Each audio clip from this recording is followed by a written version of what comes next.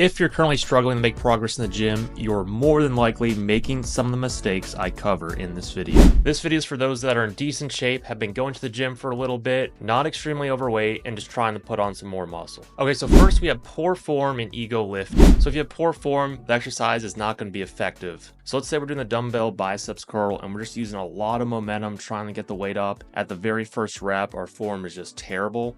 We're not isolating the biceps, and the exercise is not as effective as it could have been if we did it with proper form. Also, we have the higher chance of injury if we are doing improper form.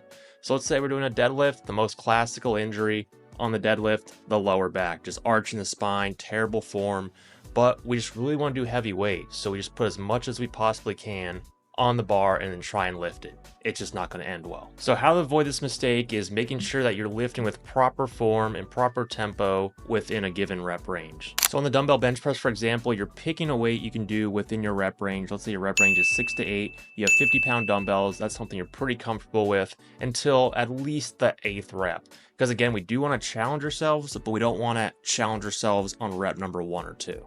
And then making sure that we're doing progressive overload smartly. As in, if we did hit that 8th rep with 50 pounds of the dumbbell bench press and it was not too difficult, that means we can bump it up to 52.5 or 55 pounds and make progress from there in that 6 to 8 rep range. And I say smartly progressive overload because if you artificially progressive overload, as in you speed up your tempo or you neglect your form, you're probably going to be lifting too heavy if you do go up in weight. All right, the next mistake is that you just don't have your nutrition in check. As in, when we're trying to build muscle, we have to be in that slight caloric surplus and with high protein. So this is very common. Why a lot of people run into plateaus is just they're just not eating enough to fuel their workouts and to help build their muscle. So 1 gram per pound of body weight is usually what you want to hit. So let's say you do weigh 180 pounds, 180 grams of protein daily. And then if you are extremely overweight, you clearly don't want to be in a calorie surplus. You want to be working your way into that calorie deficit. Next mistake is that you're not being consistent and you don't have a structured plan. So in order to grow the muscle, you have to increase the stimulus on the muscle each training session. If we're not doing that, we're just going to stay the same. So the best way to do this is to get on a structured workout program. So the push-pull legs is a pretty popular split 3 times a week. So we're doing the same exercises for, let's say this is a 12-week program. We're doing the same exercises for 12 weeks straight,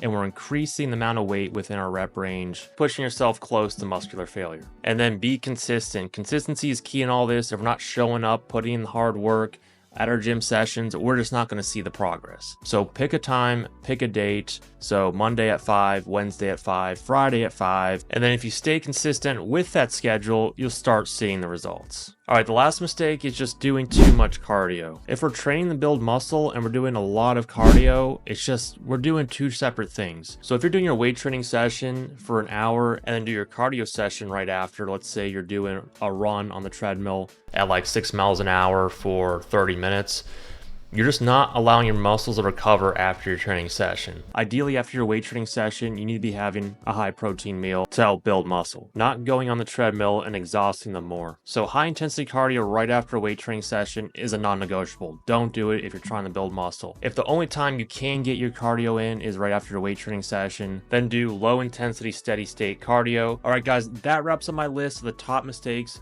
people make while trying to build muscle in the gym. If you like this video, check out my video on why you must make fitness a priority if you want to get results.